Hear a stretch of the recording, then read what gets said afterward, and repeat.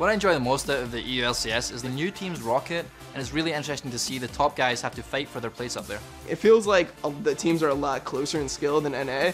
On any given day, any team can lose to each other very often. The person that I love to watch in EU is definitely XPK. I think he looks the best and he plays the best. There's a lot of similarities between Overpower and myself. However, he's just had more success in his LCS games thus far with his kind of oddball picks. The one person I look for is Darian. He's just a badass. I think it's interesting in EU, they tend to have a slightly different champion pool. Lots of them seem to play super aggressive, which I really like that play style, so they're really fun to watch. EU just always tries new things. Like, even if it doesn't work, they still try it, and I think it's really cool. EU LCS is never certain, it's never done until the playoffs are played, and even then upset can happen. So keep your head up, keep practicing, and keep going hard. Welcome back, everyone. Demon and I are joined by Gambit's Alex East to discuss the victory versus Copenhagen Wolves. Alex, none of them picked you as favorite player over NA. Okay. All right. So what I really want to talk about, there's absolutely nothing special going on in picks and bans. No bans forgotten. Kassadin got through. What was your guys' reaction to that?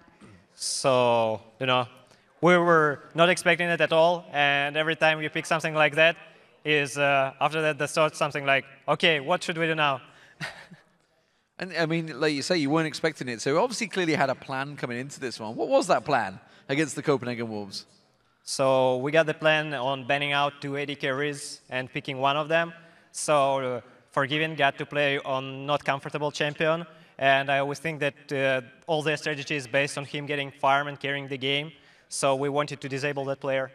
All right, so when the Kassadin's free, what do? Do you toss your entire plan overboard and go for something else? Do you build your comp around Kassadin, or does he just do everything by himself? So we were pretty expecting the lane swap by them. So that's why Caitlyn ban was really good, because Caitlyn is Spain for the swap of the lanes. And overall, I would say that I was expecting more something like Thresh or Karma support, because it would be much better at mid lane. Leona was good if she could roam, but he didn't roam at all. So the only thing they could do is dive me. And I avoided this one time and died on the second, but that didn't give them anything.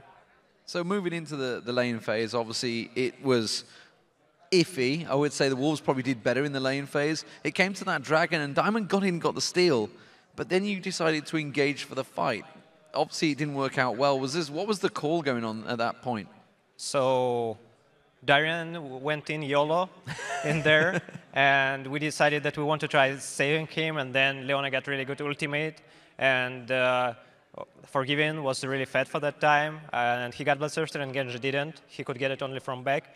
So that was actually a bad call from us, I think. And overall, that steal of Dragon was really important for us, because if they got the Dragon, the advantage of them could be really high, and it would be harder for us to get back. Though with our comp, we could even come back, I think, from 8k gold deficit easily. Is that why going into the next Dragon fight, you guys felt confident? Because you were still, I think, about 4,000 gold behind at that point, but it turned out so much more favorable for you guys. So our pick was so much better than theirs because of Kassadin going through and overall team fighting ability with Sivir Wukong and Renekton being far ahead. So, and I think Coutard mispositioned really hard in that fight, and he insta-died because I was tipping on ward and he just slammed into there. So we just one-shot him with Darian, I think, or Edward, I don't really remember. And then we were just calling out targets with any stun and killing them one by one. All right, well, you got the Kassadin, you got to win. Tomorrow, you still have another match coming up. First match of the day, actually, versus Alliance. How big are your chances of winning that one? So we got second pick. I think we won only one second pick game. That was against Millennium, I'm not sure. So I think we will try our best. All right, super. Thank you very much. You guys at home, earlier today, we asked you to jump on Twitter and tell us which European LCS team has the strongest duo lane and why. Let's take a look at some of your choices. First one is from @SkillFactoryLol. Forgiven and Unlimited have come into their own in the bottom lane, making them a force. Mid to late game positioning has improved so much. So you guys have just played against the Copenhagen Wolves, obviously. What are your general opinions on that lane? So they didn't 2v2. They were afraid of our bot lane, of course. And I would say that Forgiven and Unlimited got good team play, but I would say that in Raid and Candy Panda, with picking almost all the time. I think they pick weaker bot lane, but all the time they are baiting really good and winning the lane because of gank or something. So I would say that Candy Panda and Rated is really good in cases of synergy with jungler, I think, right now. Perfect, because our second tweet is from @KingRaiden16. Candy Panda and Invaded are the strongest duo bot lane because they win nearly versus every bottom lane, and Invaded is a monster with Annie. D-Man, you got anything to add? I agree with that, but it didn't work out for them earlier, did it? I mean, they got kind of outplayed, and they are ordinarily a fantastic composition. Obviously, the Vayne Annie has been working very well for them, but not today. The last tweet is from @Limpo. The strongest duo in EU is Mr. Rale and Mixa. Their synergy is beyond, and Rale is so aggressive. It fits them. Well, he's aggressive, but that also fits the fact that he has the highest deaths in the European LCS right now. So that's not the good side of that. But Mr. Rales, again, didn't die today, despite Super Hot Crew effectively doing nothing in the entire game. Yeah, Alex, maybe there's no mention of Edward and Genja in that one. And are you surprised at that at all? No, I can only add that Genja got still highest KDA, I think, overall. So everything is said in digits. All right. Well, thank you very much. You guys at home, thank you for sending those to us at LOL Esports. And you can always join the conversation using the hashtag LCS to join in about everything you want to say about today's matches. We'll be reading those tweets. Thank you very much, Alex. Congratulations. And now we're going to send it back over to Joe and the Fisho for our next game. Thank you very much, Shox and Demon, and Alex as well. That brings us to Game 5 as Day 2 of Super Week rolls on with another ROC versus Alliance clash. These teams have met twice on the Rift already this season, with ROC coming out victorious in both of the games. And the last time these two teams faced each other, it was a very slow game with very few kills. Alliance were actually ahead and in a very good position to win the game. But then they decided to go for this very risky Baron. Rocket punished them for it, won the team fight, and then also won the game. And Alliance are currently 2 for 0 though this Super Week after beating both the Super Hot Crew and the Copenhagen Wolves, two teams that are in form. Yeah, but Alliance, they've been playing so good, and they've been playing very safe in both of their games.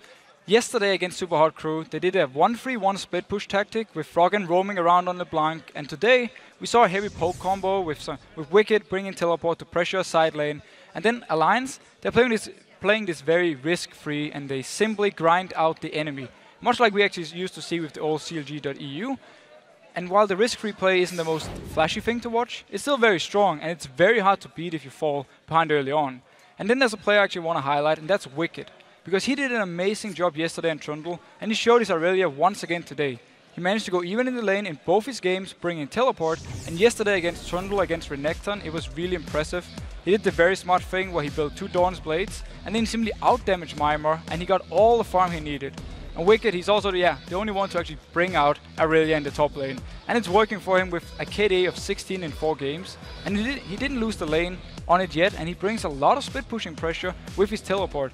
And while his numbers, they are not the best in the league, we still see a very consistent Wicked at the moment, and he's doing a very good job, and he's doing actually what Alliance needs him to do. Yeah, yesterday we saw ROC playing against Gambit in a fantastic game, and we forget that one. It was the longest we've had in the LCS all season. I said it before, they were possibly the best that we've had. And then in a match against Millennium, who actually beat them in the final game of the day. And Rocket, they looked a lot better against Gambit in the early game than we actually have seen in the last few matches for them. But they had a very hard time actually pushing down Gambit, and they actually lost a very key team fight, which pulled Gambit back into the game with an ace and also the Baron. Rocket, though, they did manage to punish Gambit after the risky Baron move, and then they ended up winning the game because 3 members of Gambit were dead with the very long death timers. And Rocket, then they fell behind, or they fell back to the weak early game we have seen from them in Week 6 and Week 7 against Millennium. They lost a big team fight at the Dragon at the 17-minute mark and simply put Millennium so far ahead. And while Rocket, they did do a good job of fighting while being behind, we had Overpower flanking around with Mordekaiser, instantly bursting down someone, they were still so far behind, and Millennium, they managed to keep the pressure going. And then obviously with the Baron they got with Kirby with his, what's it called, Super Mega Inferno Bomb? Mega Inferno Bomb. Mega Inferno Bomb. Millennium managed to win the game. And here's one thing though, Alliance have been very strong early game. Rocket have been weak early game, so they really need to make sure this game around they have some strong laners and they don't fall behind early, because then we can see this very slow play from Alliance again that's really hard to get back from. Going to be an interesting one, that's for sure. Let's check out the starting lineups before we get going. On the blue side, it's Alliance with Wicked in the top lane, Shook in the jungle, Froggen in the mid lane, the AD carry Tabs, and Nif is support. And on the red side, we have Rocket with Sasus in the top lane, we have Yankas in the jungle, Overpowers the mid lane, Sylvan AD carry, and of course Vander is the support. Now we have to ask you now as we move closer to Champion Select, where are the contested picks going to be coming from? Both of these junglers, for example, love a bit of Elise. Both junglers, they love Elise. We've seen them play Wukong, Pantheon for both junglers. Mid lane-wise, we have both LeBlanc and Karthus on the side of Froggen. You can ban them away. Yep. Also something like a Nidalee. He's been playing with it. The heavy poke combo we saw in the last game from Alliance, very hard to deal with. Could be a potential ban. Overpower with the Mordekaiser. I don't expect them to ban it away. But then Alliance can actually do what they have been doing in the past. Focus on the AD carry, ban him out, and then you first pick the other AD carry he actually likes to play. And they can do this against Sylvar. So we are going to get them into Champion Select here and figure out exactly what both teams are going to both remove and bring onto Summoner's Rift as they face off here. And we will start with the bans as Trundle and Sivir actually taken away here by Rocket. We also see Lucian taken away by Alliance. So Rocket is actually banning out the AD carries. That might be an issue for them if Caitlyn now is left open because 3 AD carries are gone. There's obviously still Ezreal for Sylvar to play in case everything else is gone. But the Sivir ban, I think it's more towards the combo with Sivir Wukong we have seen from Alliance working really well. Simply just remove that. Whoa, well, Caitlyn's gone. And what are Rocket going to ban now? It'd be very interesting to see them ban Ezreal at this point because I'm not sure where it's going to go. Kassadin is open again. Taken away. Kassadin is in and Froggen's going to surely take Kassadin. How does Kassadin get banned in every game and then left open twice in a row? Why would you ban Draven against Taps who haven't played it at all and then give them Kassadin on Froggen? I don't get it. Well, it looks like Wicked didn't really understand that one either. He's had a little giggle and drinks his water down. Second Kassadin in a row, this time going to be with Froggen, and we saw there pick 4% of the time, 100% win rate, of course. And we saw the Kassadin last game. As long as you can get to these team fights, as long as you can get to the point where you have your items, you are so strong. Meanwhile, on the other side, Varus actually being locked in here for Rocket. So that's the AD carry they wanted to go for. Obviously with both Lucian and Caitlyn being banned away. There's still something like an Ezreal open, maybe even a Vayne open for Taps on the other side. He used to be a big Vayne player. Yeah. And then obviously we have Renekton being locked in for Stasus because the Tron was banned away, so he wants one of these very strong top laners. Whilst I'd like to see something a little bit different from the AD carries, a Corki or Misfortune or something. Or Kog'Maw, I would love Kog'Maw. Or Kog'Maw, you've got to feel that it's going to be Vayne or Ezreal. Pretty much the only two that are really up there and played right now. It's weird to say, but they would actually be like the standard choices for Taps at the moment, even though we don't see the AD carries too much, unless it's obviously Candy Panda with the Vayne. But yeah, it would be the standard ones for him, and Aurelia for Wicked, loves to play it. Against Renekton, this matchup can be hard for him, especially early on where he has to rely on his mana, actually switches away. Yep, switching away to Lee Sin, so Shook going to get his hands on Lee Sin. Funnily enough, I talked earlier on about Elise, and Elise has been allowed through here once again. We're seeing that more and more these days where we heard it from a couple of players that because she's not been played in scrims or even in solo queue because of the fact she's banned constantly, they feel that a lot of players have maybe lost a bit of touch and are a bit rusty with Elise, and it's safer to let her through. We could say the same about Kassadin, obviously being banned away, but Kassadin as a champion is a lot easier to play than something like an Elise. And also your whole team early game, you need to make sure you can make it work. And there's a reason that they're like Alliance. We have obviously Amazing as well, taking this Lee Sin, because you can make so many plays early on. You have so many options of engaging and also setting up both ganks and counter ganks. And then together with obviously support like Fresh, throw back the Lantern, Lee Sin joins in, very hard to escape from. Well, let's say it will be Elise Annie the choice here for Rocket for their jungle and support positions. We'll see if Vander can get anywhere near Edward's level of 463 AP, I think it was, in that last game, the win for Gambit. Well, that is certainly the choice coming in. We'll see now what AD carry they're going to go for, and whether Overpower will bring something special to the table after that. But I didn't really think about anything other than Vayne Ezreal, but could it be a Corki in there? Corgi is still out of favor. He's not very strong anymore. Ezreal or Vayne would make a lot more sense. Ezreal and Vayne are both very good at dodging actually the tapers from Annie. It's hard for her to hit these very mobile AD carries. She will be having a lot of poke in the lane though, together with a Varus. It's going to be hard for someone like Vayne to actually get the farm early on because there's going to be a lot of long range poke from the side of Rocket. But yeah, if Wicked locks in also the Aurelia, as we talked about just before, mana issues for Aurelia early on compared to Renekton. Obviously no mana, he can constantly spam out his abilities, deal a lot of damage onto Wicked, so we'll see how he handles it. Well, are they going to have it? I asked Nif earlier on in the interview, were you trying to convince Wicked not to play Irelia? And he said, no, actually we were trying to convince him to play Irelia. This time, though, he is going to be up against that Renekton. We do see the Vayne coming in from tabs. Actually, his Vayne was very, very scary in Season 3 when he was playing for the Lemon Dogs. Oh, he was absolutely amazing on it. And you knew if he had Vayne, you had to deal with this split push. He loves to split push with it. We'll see if he's doing the same tactic here when you have both Kassadin and Irelia actually bringing Teleport at the moment. They can also do the split pushing. So Alliance, while they don't have wave clear, they have so many split pushing chances with this lineup, and they can duel anyone from Rocket as long as they don't lose this laning phase, which is going to be the crucial part, because we can see Rocket lane swapping against the Kassadin, and also just the standard lanes for Rocket are stronger. We saw that Kha'Zix was actually the choice here for Overpower in this mid lane, and he's a player who's not scared to bring out the new stuff. Of course, Mordekaiser is the real big name in his lineup that he's brought out twice so far in this season, with 1 win and 1 loss on that Mordekaiser. But he's going to bring Kha'Zix to the table. With that Kha'Zix in there, will he possibly stay in that mid lane and go 1v1 against Kassadin? I can see him stay mid lane also because the rest of the lanes are so strong for Rocket. Renekton should be beating Irelia. Varus, Annie in the bot lane should also be winning the lane. So pretty much all around, if they can win this early game, if they can shut down the lanes from Alliance and then take it into the team fights, I actually see Rocket having a good chance. Well, let's take a quick look at the numbers around this one to see who came out on top in the voting.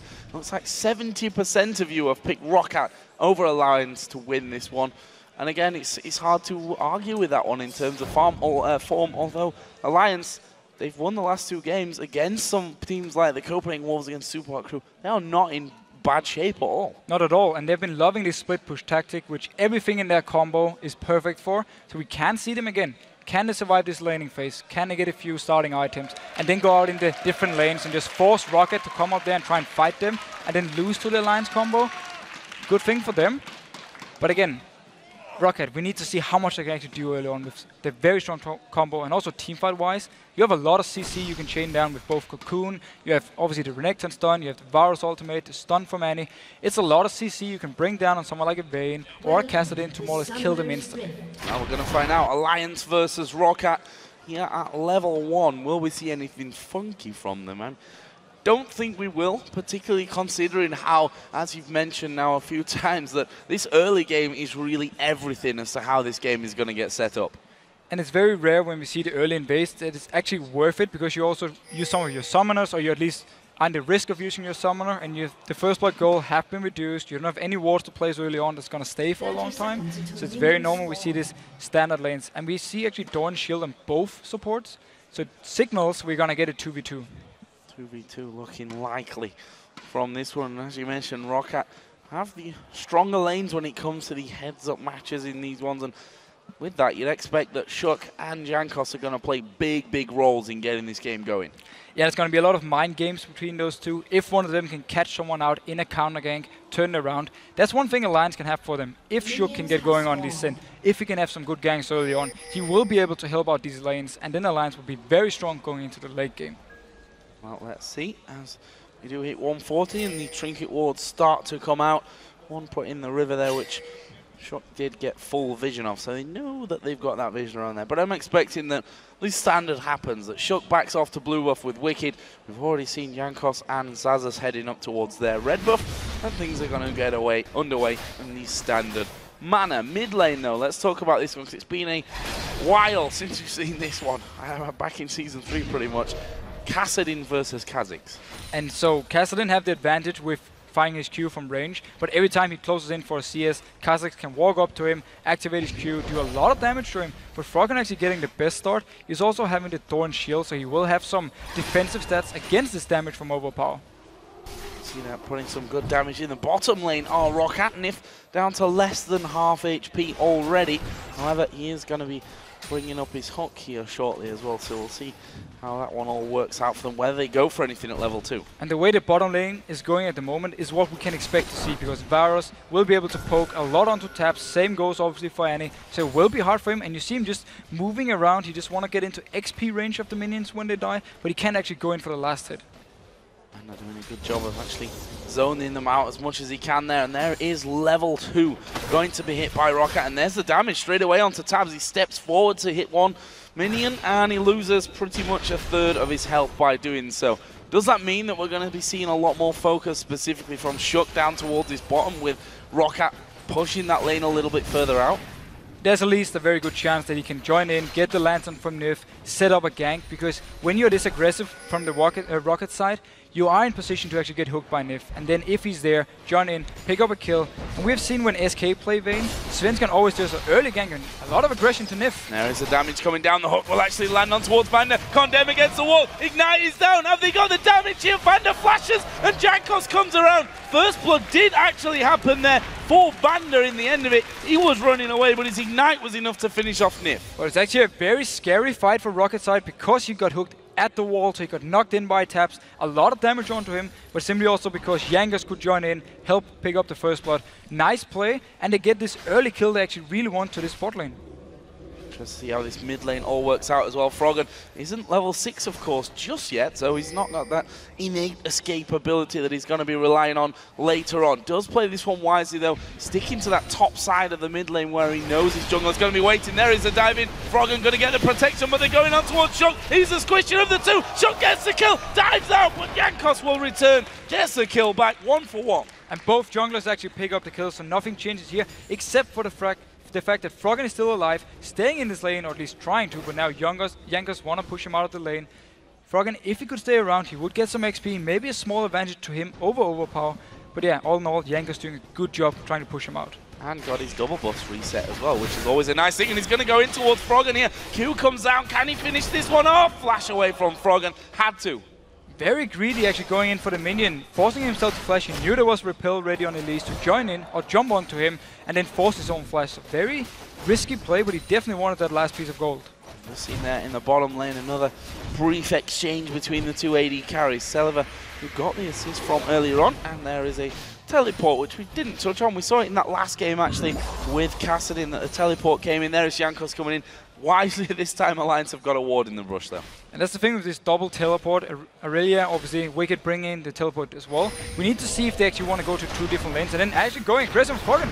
If a cocoon lands, Froggen is surely dead from this one. They're waiting. He dodges the cocoon, but he's not going to dodge the damage. Jankos, the spider, kills him. That's 2 kills already for Jankos. And Froggen paid the price for staying around before going in for that minion, so he had to blow his own flash just to pick up a single minion. Paid the price.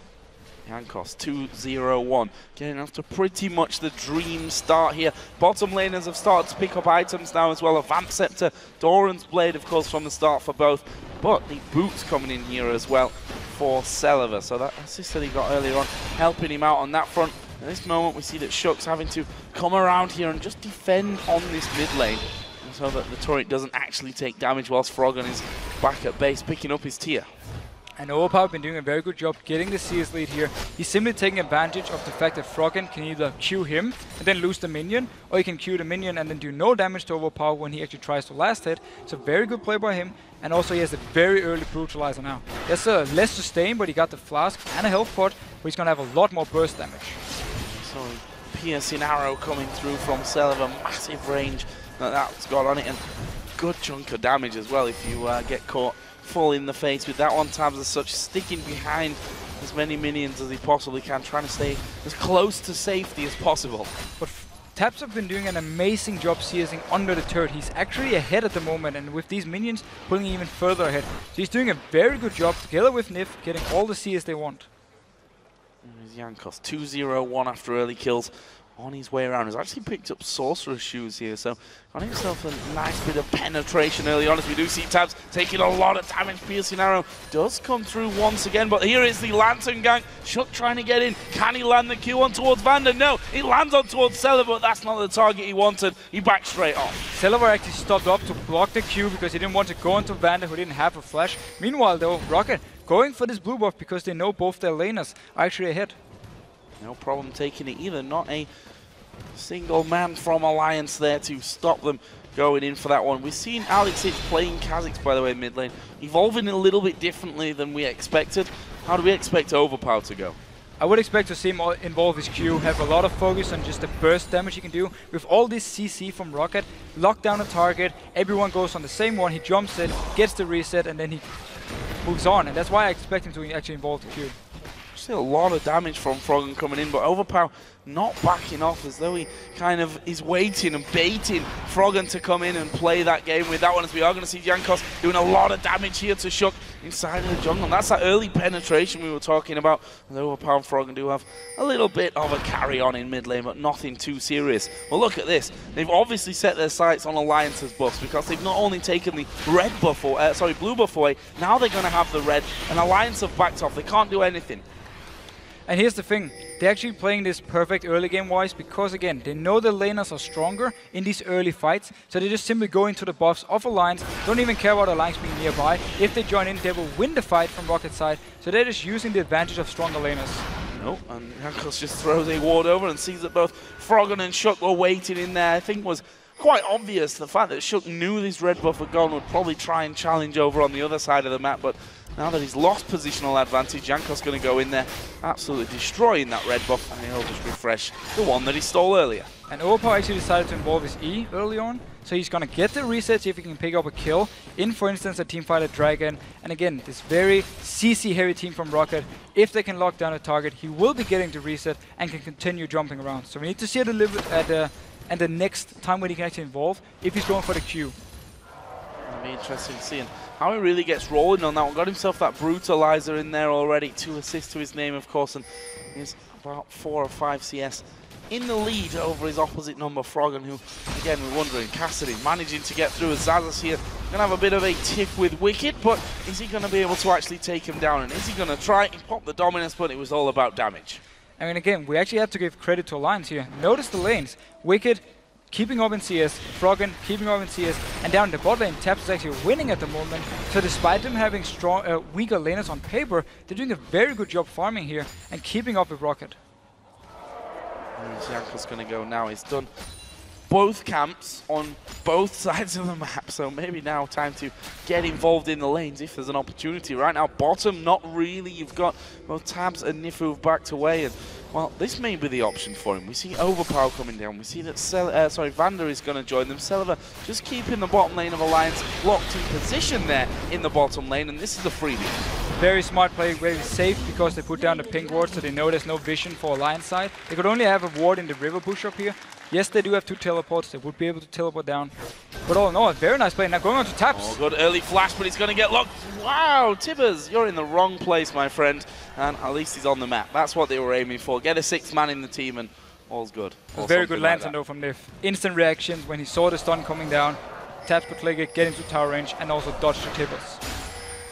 So that leaves them with a couple of ultimates less. Exactly 2, in fact, down in that bottom lane. The ultimate out of Varus and Annie both being burnt during that one. Good play though, as you said, by Nif. And honestly, Tabs keeps that CS lead at this point. Still doing very, very well on that front. Mid lane, Froggen has caught right up as well on towards Overpower. Just a couple of CS between those two. And that's a big issue for Rocket, the fact that they have actually 2 threats now they need to shut down, both Froggen and Taps down in the bot lane. You don't want Vayne or Kassadin to get the farm early on, so they become these really, really strong champions.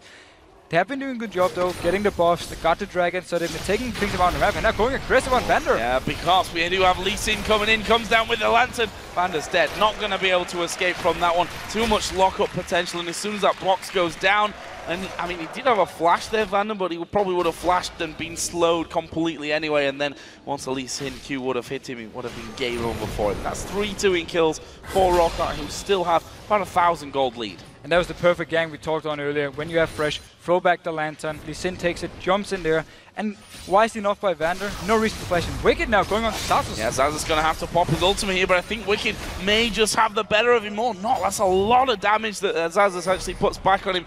Tiamat Renekton. Tiamat, he also had Ignite to the teleport of Wicked, and Wicked already used his ultimate, so he didn't have more damage to bring, that's why he backed off. But he actually did get the ultimate and the Ignite from Zazus, so worth it for him, because he can still stay in the lane and farm. Curious when we see Overpower moving around a little bit more. He's quite content at this point to see that Froggen's there with him and not doing any roaming of his own to get these lanes really moving. But this is another thing. The second round of blue buff spawning in. Don't think they actually had a timing on it there, Alliance, because there was no vision on it before. Exactly, they didn't have the timer, that's why Suga's in completely missed position. He's down towards the bottom lane, wasn't even close for Wicked going on Sassus again. Ooh, this is very risky though. He's got no mana pretty much left from that one. Jankos is waiting and he's, why did Wicked back away? That's because there's a ward in there. Use that sweeping lens just to clear things out. And they might be able to get some good turret damage here because I don't imagine Wicked will stay. Wicked have to back at the moment. He has no mana left. So very smart move actually by Jankos coming up here, pushing down the turret. They will be able to pick it up if they stay around.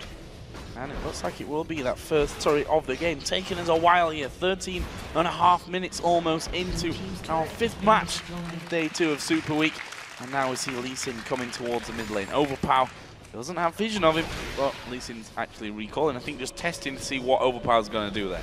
So again, Rocket is doing everything perfect on the map. They got the dragon, they got the blue buff twice, took the top turret now because also Renekton could force Aurelia to use all her mana. But they're still not winning in CS, and that's the issue, and that's what Alliance can just rely on here. They can just say, you know what, we don't mind losing these things, because as long as we farm, we will be so strong when it comes later in the game, and that's what they're doing at the moment. Jankos is coming down bottom now, though. This could be interesting. Pretty much going to take Tibbers to come out from it. We see that ward in the brush there where Vander is. Ah, very smart. Pink Too ward. obvious. But for me, yeah, I was going to say, that's a very much Captain Obvious move. Yeah, there's only one reason you would ping there, and that's obviously if you're about to set up a gank. So wise enough to see both Nif and Taps moving all the way down to the turret, taking no chance. Froggen bursting on towards Overpower. Bearing in mind, he's not got any damage extra in him right now with that tier. And moving up there as well towards his Rod of Ages. Not really got any damage items, and still he's able to chunk Overpower down like that. Also why he's just happy farming. He doesn't want to set up fights with Sugar at the moment.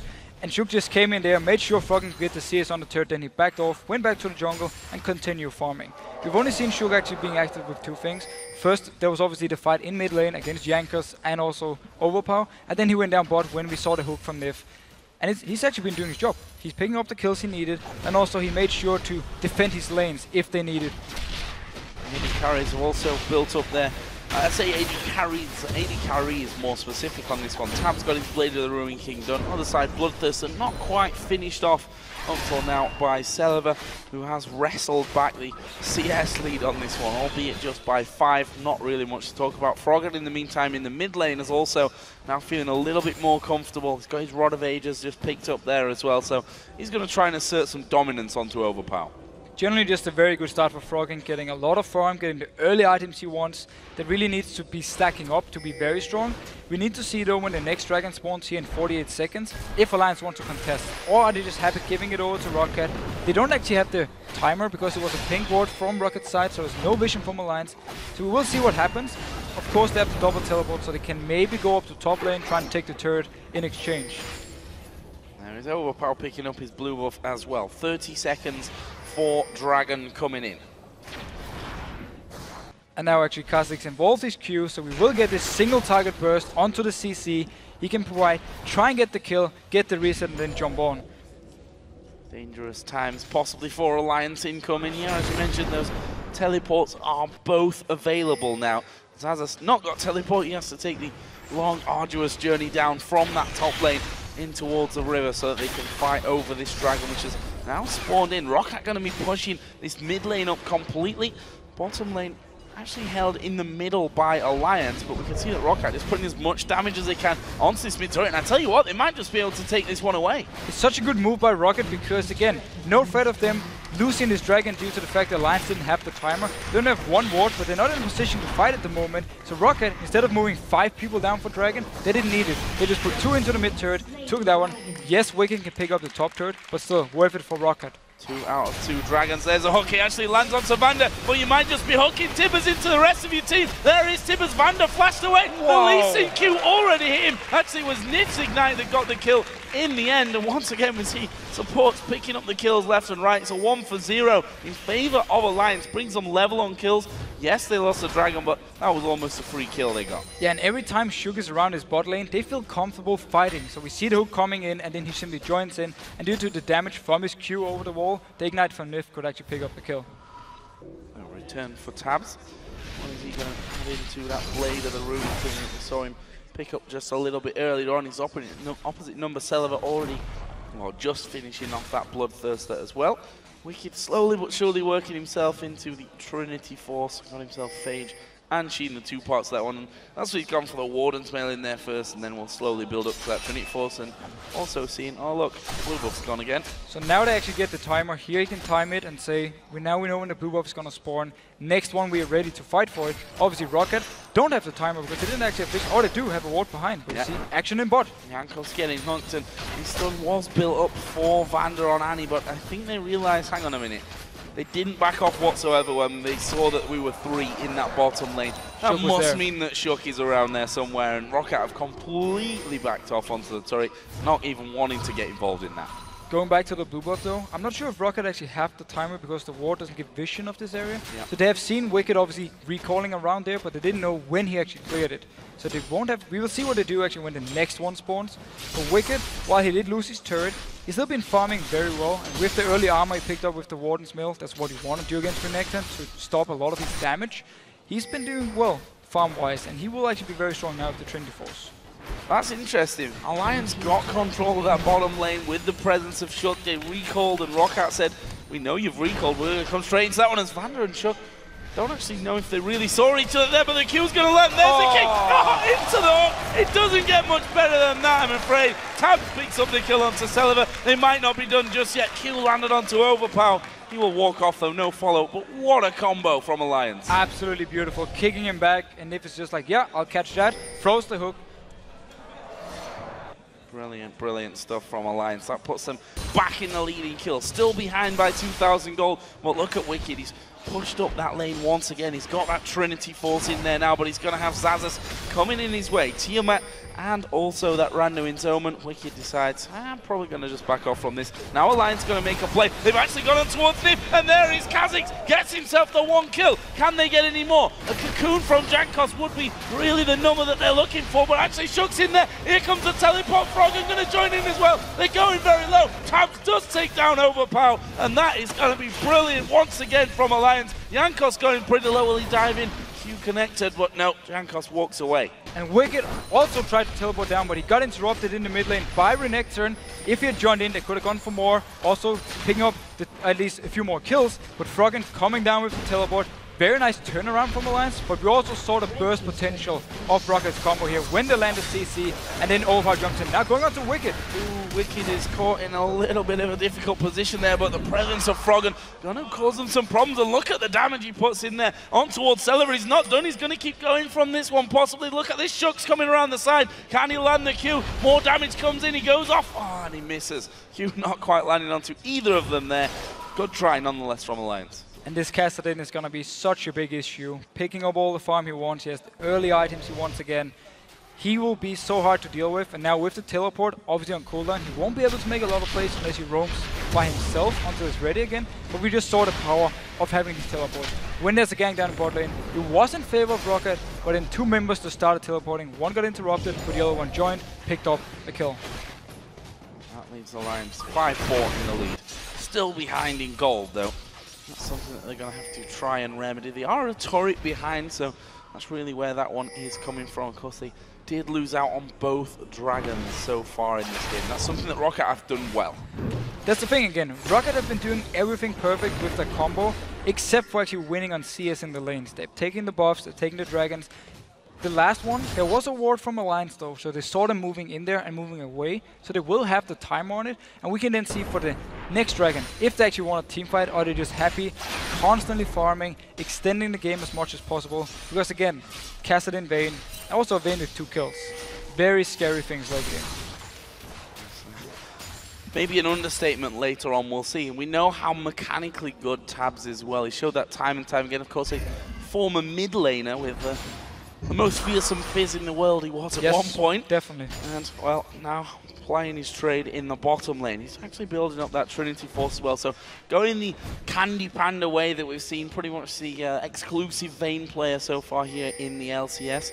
Aside from a couple of other appearances, but we've got 30 seconds till Dragon. That means both teams going to start clearing out. Nif is going to get caught from this one. He is going to play, but does he have a flash? No, he doesn't. He's dead. Look at the damage from Overpower already. Bloodthirster, he has the Brutalizer. So much single target burst he can put down. And that is the scary thing again for Alliance. And this time around, with Nif being dead, even though they have the timer, they can actually fight for this one. And Wicked, he's still also staying in the top lane. Or will they actually try and fight? Sasus left top, so it's only 4 members from Rocket here. They could actually go in for it. They've just given their position away. Oh. Put a wall down over the top of the wall. And Overpower is thinking, can I have a go at Tabs? Can I kill him before Wicked will get the better of me here? Lander coming up, that will certainly make the process a little bit easier. Wicked. And there we go, he's going to jump in onto him. In fact, Zazus is there as well. There's the stun. Wicked down below half HP. He's dead, he's walking away. He's not, maybe not dead just yet. Oh, wow, the piercing snipe. arrow, snipe from Celiver. Will pick them up that one. Very, very interesting stuff. Again, Wicked caught completely by surprise. And for the second time around this dragon, Rocket is using the superior vision control they have in this river with the pink ward up there to actually get the kills. Now Shook, he wants maybe trying to steal this one, but it's very hard. No, he backs off wisely. Backs away, and Overpower came in there trying to look for some more damage onto him. That's Baron 3, wow. Dragon 3 of the game, all 3 of them going over to Rocket. But again, that pink ward in the push we see right down here in the river definitely paid off. Gave him 2 kills and a dragon now for Rocket. And possibly a turret here if Alliance aren't careful about things. Froghammer's down the bottom lane, no teleport, so his split pushing power becomes a little bit less effective until that teleport does get back up, which it will be in a second. And here's that blue buff we were talking about earlier on. Jankos actually going to steal that one away again, and Celiver says, Jankos, please clear out the camp so we know when it spawns again. Get the timer. It's actually been up for a while because Alliance was kept busy down here towards the dragon. And Nif, he needs to be careful. He's been caught out a few times already. Possibly real bad news for Alliance. There we go, ultimates coming left and right. Nif going to be picked up first. There is a good box coming down. And actually, the damage is coming back here. It's going pear-shaped for Rocket. Wicked picks up one. Can they get on towards Vander? No, they'll be happy to take out Zazas. And Froggen does get himself a kill there finally. They lost tabs in that one, but it was a 2-for-1. And the fact that it's the support and jungler walking in first, taking all the damage, meant that the rest of the lines come in and the hook. Oh, he might have a lot of damage, but he's got no health. He's a dead man. 3-for-1. They're going to have the turret away, and to be honest, Alliance might think about keeping going on this one. Froggen tanking up the turret. Not really what he wanted, but that was a pure win for Alliance. Pure win. The trap from Rocket was smart, but he just completely backfired because it was Nif walking in first together with Shook. They took all the damage, all the CC onto them, and the box and the flay he put up knocked them away. Notice here the trap. Look, he was going first. Straight onto Nif, a lot of damage, then he flays Sasus actually when he tries to dash in, puts it up, and Froggen, he comes in from behind here. And look at Silverbark, flashing away. Nope, Kassadin is there, Lee is there, and obviously Aurelia taps. Is taking actually 2 members, keeping them away from the rest. So he did his job more or less. And it simply also meant that when the kill was there for Overpower, he didn't have anyone to jump to now because the rest of his team were already running away.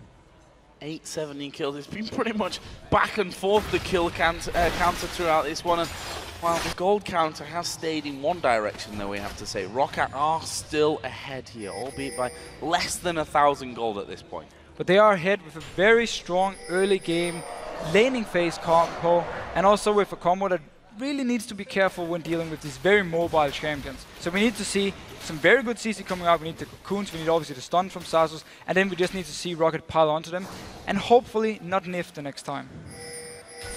We talk about Rocket and their position in the table, but if you look at their past 5 games, there's not that much to celebrate, actually, if you're a Rocket fan, except the win against Gambit, of course, which was a magical time for us all.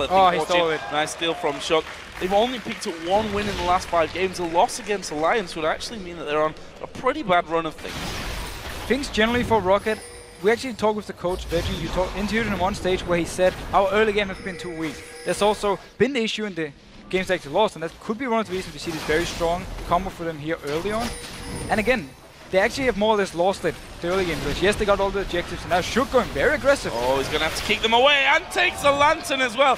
That was calmly played by Shook, and actually Alliance aren't done here by the looks of things. They're going to keep working their way around. They're in full vision of Rocket. Rocket are in full vision of them. There is the sweeping lens to take it out. The blue buff is still alive, and to be honest, Rocket have had all of Alliance's blues pretty much this game. Alliance wanted one back, but in the end, too dangerous for them.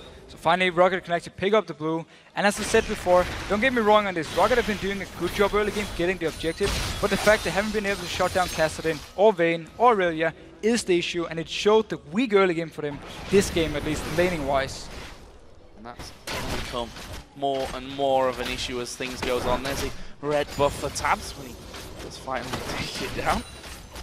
Will be good times for him. Trinity Force and that Blade of the Ruin King. If you look over the other side, the Bloodthirster and Last Whisper, and actually going a little bit defensive here is Celeber. He has to do it. Kassadin is going to jump onto him, Lee Sin is going to jump to him, and obviously Wicked is going to jump to him. Something like a Banshee can take a lot of the upfront damage from a Kassadin, so it is a wise item, but they can pop it with Wicked just going in there, popping his Q towards him. He will still get to him and just do no damage, but he's still going to pop the Banshee, and then Froggen can jump in afterwards.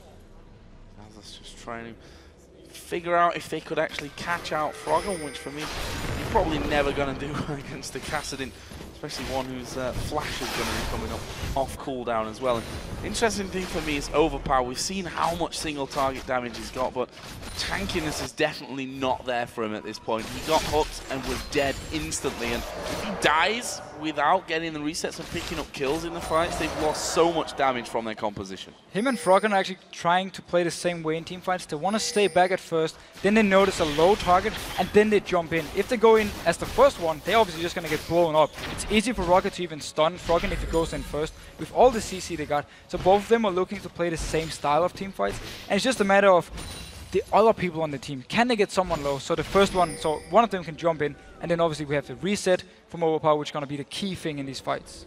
Now we're going to see the point of the game where it comes to dancing around Baron. We're almost half an hour into this game now, and we can already see that walls have started to come in and been cleared out straight away afterwards. And that's a perfect thing for Alliance if it's coming down to the Baron dance, because they have the double teleport. Wicked is in the bot lane, nobody's there to stop him at the moment, and if someone moves there, rest of Alliance is around Baron, they can just start it. But for now though, Dragon has spawned, timer for both teams, they know it's up. Let's see what actually happens. Froggen is on that top side again. Just to reiterate, teleport is there for him. Wicked is actually on the bottom side of the Dragon Pit at this point. It looks like the Alliance have decided not to go for this one. We are going to see Shook there at the backside, but he doesn't even try to get in. And that is Dragon number 4 going over to Rocket. Alliance clearly showing they don't want a team fight at the moment, just focus on pushing out every single lane. Froggen is having a good wave with him towards his top turret, and now the rest of Alliance is rotating up there to get some damage on it. Good positional play. Rocket are following them though. Will they be able to get anything kicked off? There's the vision that they wanted. Vander moving in, and in the end, Alliance back straight off. And meanwhile, Wicked down in the bot lane, onto the turret. Nobody from Rocket is close. Nobody has teleport. They can go down there. You see Sasus trying to run all the way, and now engaged. Oh, they're going towards Overpower. He actually pops his ultimate there in the end just to get away from things, and that is going to be dangerous, dangerous stuff for them. It just trap set up, and there is his ultimate actually timing out. We can see he's recalling in that brush on the top side, but Wicked has taken down that inner turret, and now Rocket have to decide, what do we do about this one? They've sent Zazas there to deal with him, but it leaves just 2 men, possibly 3 with Elise hanging around to defend top.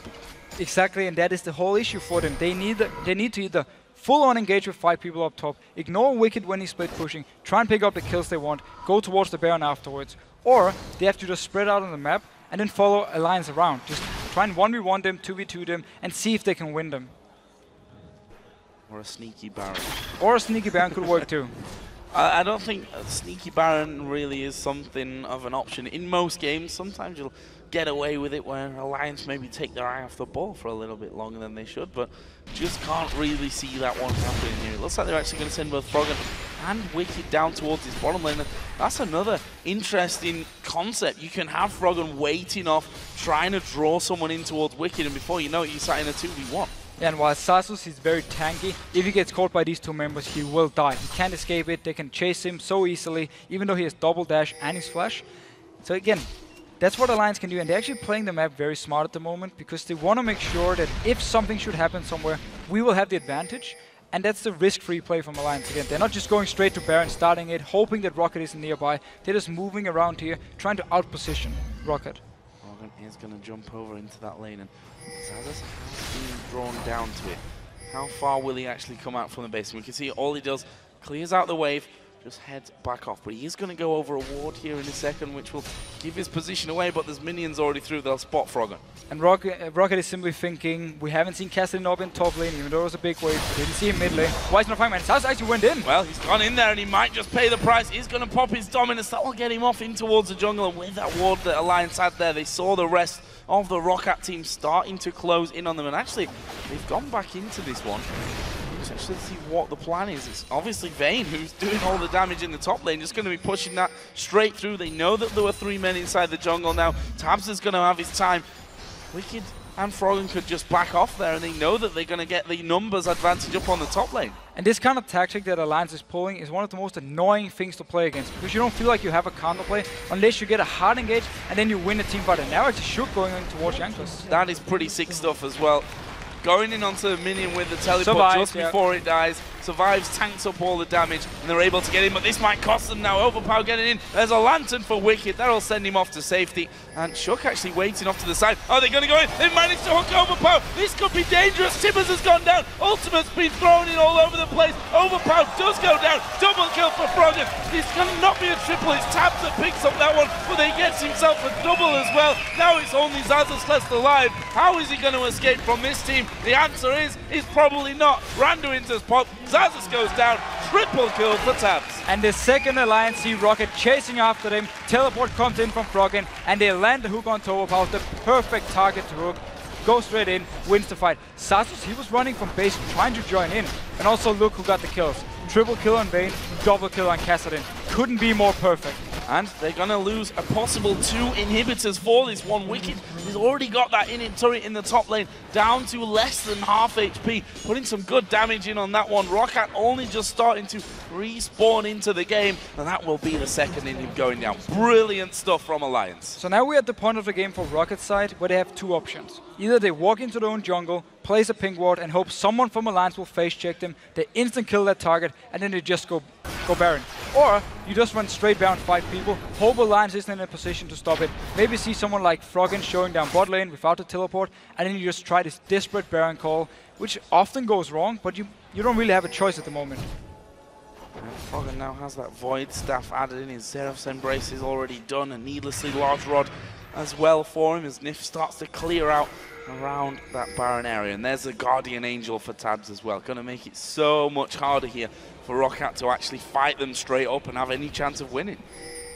The combo from Alliance, as soon as they got out of the laning phase after doing so well, it just signals very dangerous things. And they've been playing the map absolutely perfect, giving no chance to Roccat. And even when Roccat actually wanted to fight, Alliance still won it. And that really signals how well they've been playing. Alliance again grouping around. Roccat trying are actually waiting in the pink bush, so they're trying at least to set something up. Trying to be smart about this one, but Alliance looking like they've taken a leave out of the Copenhagen Wolves' book and said no risks in this one. We play it how it's supposed to be. And also notice the wards in the jungle of Roccat. It's going to be very hard for them to catch someone out, because with all this vision, with obviously the bot lane pushing by itself due to the inhibitor being down, Alliance can just take it easy and slow and wait for someone of Roccat to actually go back. Shook getting Cocoon, but there is a hook coming in towards Jankos. Box goes down. Overpower's trying to get in towards Froggen, but he's dodged off to the back. Already using Xerath's shield, but Vanda's going to be hunted on the backside. Zazas is surely going to fall as well. Froggen going on towards Celiver with the help of Tabs, and they're absolutely obliterating Roccat. The other 2 men have walked off to the side. Alliance get the 3, and they're going to go for Baron. And once again, Alliance showing how far ahead they are, how good the champions are in these team fights. And Roccat, they had to try something. Again, we just gotta say they needed to try something. Nexus turret. They're actually losing the Nexus turrets here. We did see a recall finally for Jankos to actually come around, and that's going to stop that happening, but they've lost 1. Lost 1 already, lost the Baron, lost 3 members. Again, 6 kills onto Vayne, 3 kills onto Kassadin with 9 assists. Everything is looking absolutely perfect for Alliance. And we gotta give them credit here. They've really been showing up this Super Week. And another thing I want to point out, the stat just flickered in there. 0 dragons for Alliance. But they've done that, and they've let them go, and they've said, okay, we don't lose anything else apart from the dragon itself. And that all boils down to the fact they won the lanes on CS, so they got actually the farm they needed. They didn't need the objectives, they were fine giving them to Roccat, didn't want to take any chances fighting with this weak early game combo, and it's just paying off for them now. going for the second inhibitor of the game. The super minions, of course, working up from that bottom lane. Have already taken one Nexus turret here for Alliance. They've not got much more to take down in this base before they can call this game theirs. And there is the inhibitor going down. Lantern in position to take anyone who needs it to safety, and that's exactly what they do. And now 2 games in a row, Cassidy have been left open. 2 games in a row, he's been very, very hard to deal with when it comes down to the team fights. I expect to see Band in the next one. Thanks for that one, Genius. Well, it's just been open 2 times, so... I can't imagine that Cassidy goes through the second time, but apparently that did happen, as we've just seen Overpower actually cleansing away from that one. That Quicksilver Sash, we are going to see actually damage coming onto him. Zazas is going to go down to less than half HP, and look at the damage coming in. Froggen actually will pick up that one. It's now a 5 versus 4. They can win right here. They can more or less finish it because Overpower, he's taking a lot of damage every time he even jumps up. He's Froggen, he's feeling safe, jumping in, doing the damage. Only 1 turret left, 3 inhibitors down. Alliance 2 options, either they just go in and try and finish, or they play very safe and try and back off. I think going and try and finish right now, I like that this may way even too. be the safer thing to do for them, as we do see the ulti coming out of Celiva, not going to make the slightest of difference to them. They hammer away on the Nexus. This is the victory for Alliance. They pick up an impressive victory over ROC. And well, Cassidy getting through 2nd game in a row. Froggen nailed it. And also the Vayne pick for Tap. 580 carries were banned away. He just picks Vayne and then he goes big in this game. He did so much work. He actually won the laning phase on Vayne. And you invest 5 bans onto the 80 carries. I have to wonder if it's worth it at that point. Of course not. Of course it's not in the end. I mean, we can see that now, but all those 80 carries gone. He picks up Vayne, which we know Tabs is gonna. ROC obviously weren't there last season when he was playing Vayne with the Lemon Dogs, but we know how good he is. And ROC should know how good he is. And if Vayne's open and none of the other 80 carries are there to shut him down, he's going to do well. There's the whole thing about the champ select from Rocket's side. First 2 picks was Renekton and Elise. Well, Wicked is preferring Aurelia anyway, so you don't really take anything away from him. Also, you already had the Lee Sin being locked in for Shook. He didn't mind the Elise being gone. Simply saying that Alliance just wanted champ select. As long as they could survive the early game, like we talked about, survive the laning phase, the game was theirs. And another impressive win for them. I mean, that's now 3 on the bounce for Alliance. And I remember after the Super Hot Crew game saying, they're a yo-yo team, you know, they win one, they lose one, they win one, they lose one. They came through all this odd week, even week thing that wasn't really a thing. It just happened to work out that way.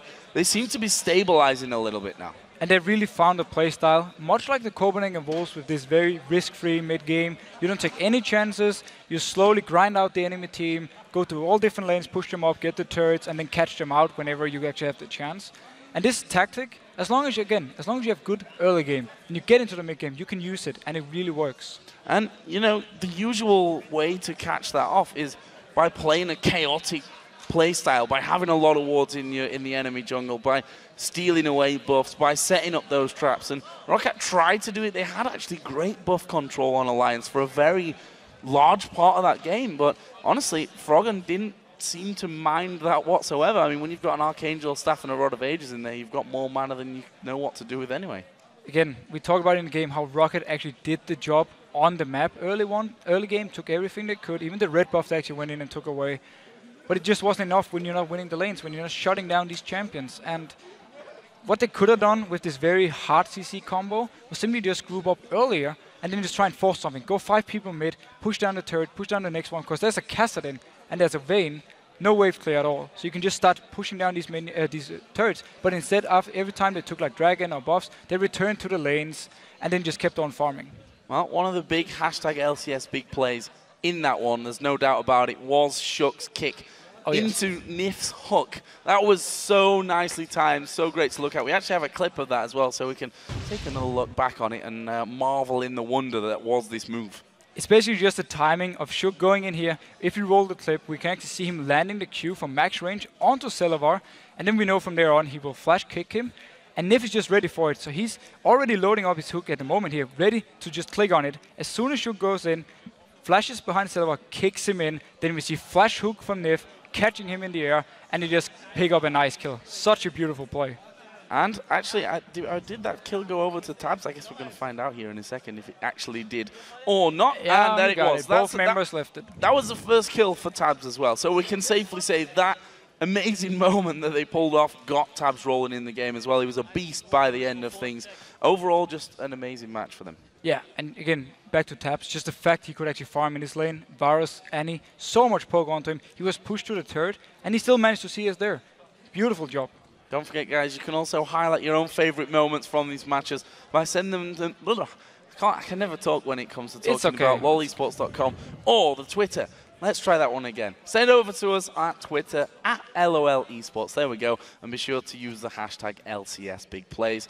We may just be showing some of those on air later on. And it's another fantastic win for Alliance, who is the only perfect team so far in Super Week. That leads us into a quick break. But stay tuned, because when we come back, Shox and Demon will be talking to Wicked about that win. And then it's time for another epic clash between Millennium and Fnatic. But first, as some of you might know, and some of you here in the audience might still be recovering from, Carnival recently wrapped up here in Cologne, and some of our players ventured out in costume to celebrate with the locals. And if you ever wanted to see Aranea dressed up like a penguin, well, you came to the right place.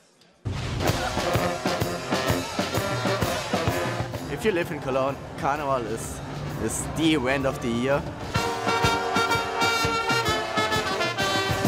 In Europe especially, I think we have a lot of old tradition things that's still alive, and I think it's really cool to have them up. Carnival started in 1822. It's a Catholic party, and it expands so fast in all around Europe, and especially like Spain, Italy, and Germany. Carnival is huge than Halloween and other parties. For me, it's just about having fun, going out, seeing people, and just that everyone enjoys it. I think it's great to get a time off LCS once in a while, go out and enjoy Cologne. It's a really beautiful city. Everyone is like dressing up as like evil things, so they can actually scare out the evil ghosts, like the winter, and then you want to have like the spring and the summer coming. I think it started all with that, and then like now it's like more like a common thing that everyone dresses up. I picked the penguin costume because I love to do like a snowboard with it, and the snowboard it fits you, like going as a penguin in the snow is actually good. So Alliance and Millennium have a lot of competition between each other, but now we're having competition in costumes, and I feel like Alliance is winning so far. You're doing a better job at this? I don't know, that's a tough matchup. We have like the animals battle against the pirates or whatever they are. I guess they don't even know what is the costume, but it's cool. I got this costume for Kev's mother. She like brought a few costumes, and I chose the kangaroo one simply because it's the best one. It is the kangaroo. It's surely the kangaroo.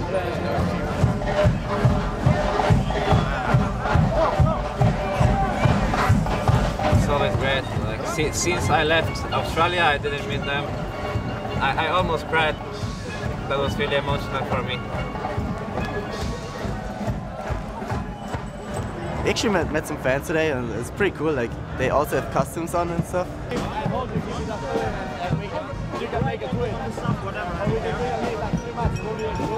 How are you? I'm fine. How are you? Fine, man. Glad to see you here. Oh, man. I didn't expect you to be here, man. That's good to see you. Where's your costume? Where's the Gambit costume, man? Where's the Russian hat? He's the best, man.